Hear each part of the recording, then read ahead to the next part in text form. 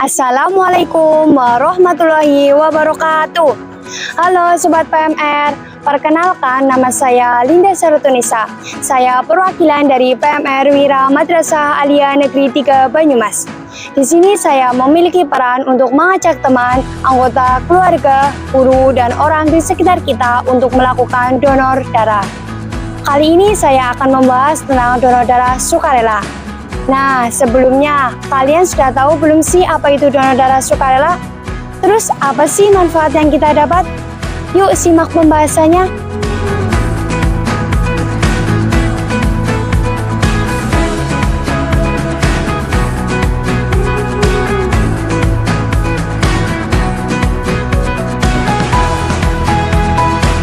Kenapa kita harus donor darah?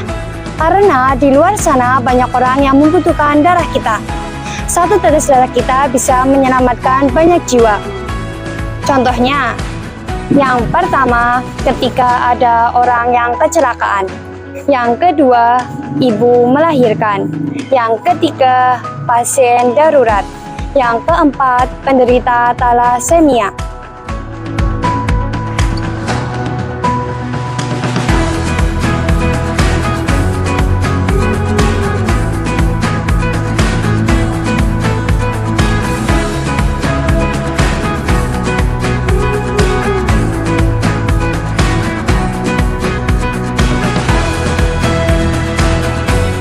Teman-teman, selanjutnya kita masuk ke jenis-jenis golongan darah.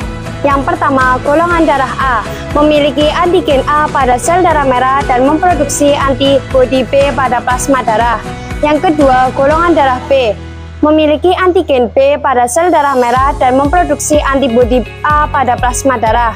Yang ketiga, golongan darah AB, memiliki antigen A dan B pada sel darah merah namun tidak memproduksi antibodi A dan B pada plasma darah. Yang keempat, golongan darah O, tidak memiliki antigen A atau B pada sel darah merah namun memproduksi antibodi A dan B pada plasma darah.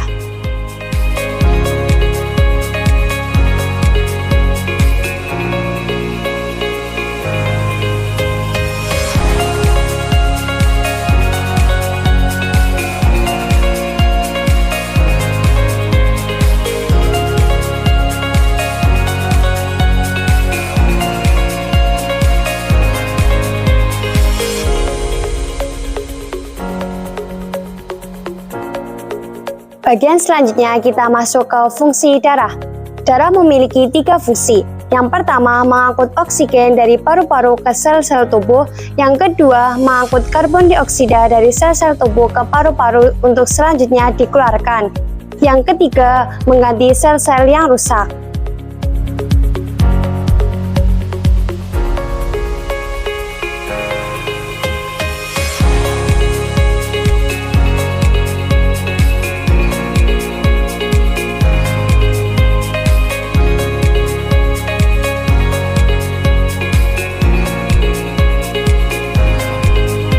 Yuk kita pahami apa itu donor darah. Donor darah adalah kegiatan menyumbangkan darah untuk tujuan transfusi darah.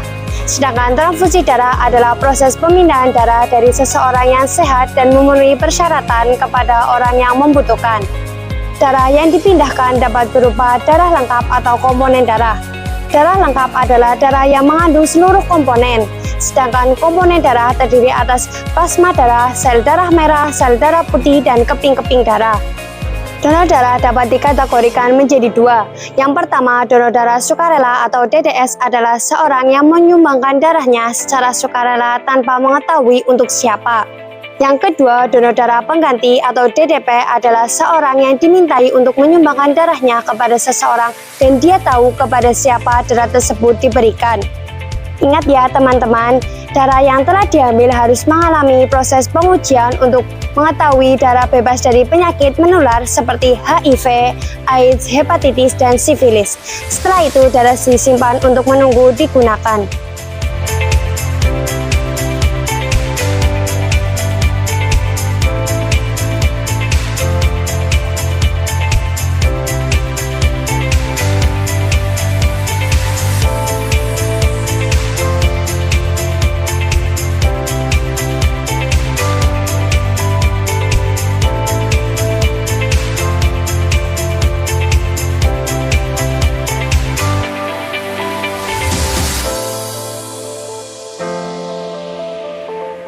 Syarat-syarat bagi calon pendonor darah yang pertama, laki-laki atau perempuan berusia 17 sampai 60 tahun. Yang kedua, sehat jasmani maupun rohani menurut pemeriksaan dokter. Yang ketiga, berat badan minimal 45 kg. Yang keempat, kadar hemoglobin 12,5 sampai 17 gram per desiliter. Yang kelima, tekanan darah sistolik 110 sampai 160 dan diastolik 70 sampai 100 mm air raksa. Yang keenam, tidak menderita penyakit menular berbahaya melalui darah seperti HIV, AIDS, hepatitis B atau C dan sifilis. Yang ketujuh, tidak sedang hamil atau menyusui. Yang kedelapan, tidak sedang menstruasi pada hari ketiga pertama setelah hari keempat dengan KB minimal 13,5 gram per desiliter diperbolehkan. Yang kesembilan, tidak mengonsumsi obat maupun jamu dalam 48 jam terakhir. Yang ke-10, tidak keluar negeri dalam 3 bulan terakhir. Yang ke-11, tidak menjalani operasi bengkam atau tato dalam 1 tahun terakhir. Yang ke-12, tidak memiliki risiko terkait gaya hidup yang buruk.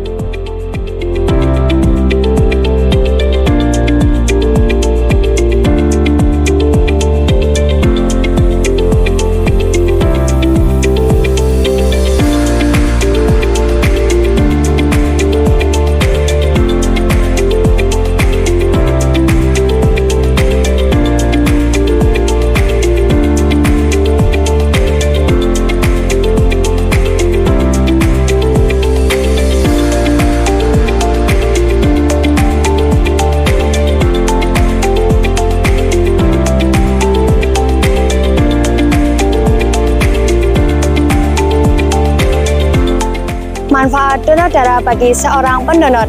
Yang pertama, mendapat kepuasan batin karena darah yang kita sumbangkan dapat menyelamatkan jiwa seseorang yang membutuhkan. Yang kedua, kesehatan kita akan terpantau karena kondisi kesehatan kita akan diperiksa secara teratur. Yang ketiga, membuat tubuh semakin sehat sebab dengan mendonorkan darahnya tubuh akan memproduksi darah yang baru. Yang keempat, dapat bergabung dalam organisasi PMI untuk menambah relasi atau teman dan berperan di kegiatan kemanusiaan lainnya. Yang kelima, meningkatkan jumlah DDS akan meningkatkan nilai kesetiakawanan dan kepedulian sosial. Nah, banyak banget kan manfaat donor darah. Yuk segera donor darah.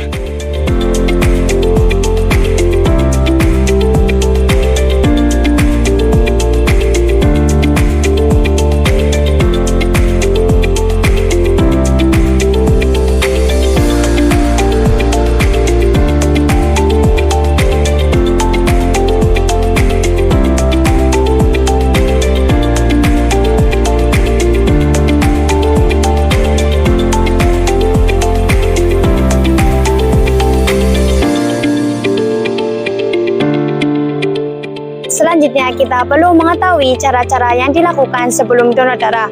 Yang pertama, calon pendonor datang ke unit transfusi darah PMI. Yang kedua, calon pendonor mengisi formulir donor darah yang berisi identitas dan riwayat kesehatan.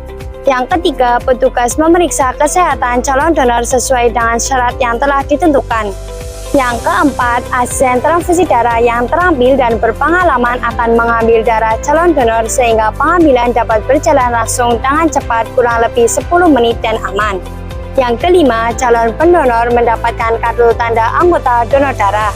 Kartu ini sebagai bukti bahwa pemilik telah mendonorkan darahnya.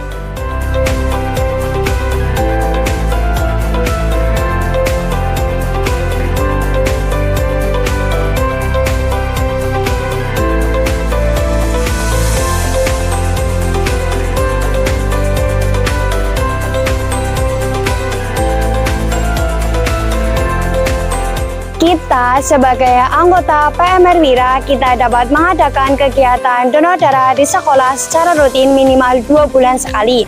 Dapat juga mengadakan kampanye donor darah guna mengajak siswa dan warga di sekitar kita untuk menjadi seorang pendonor. Sekarang udah tahu kan pentingnya donor darah itu apa?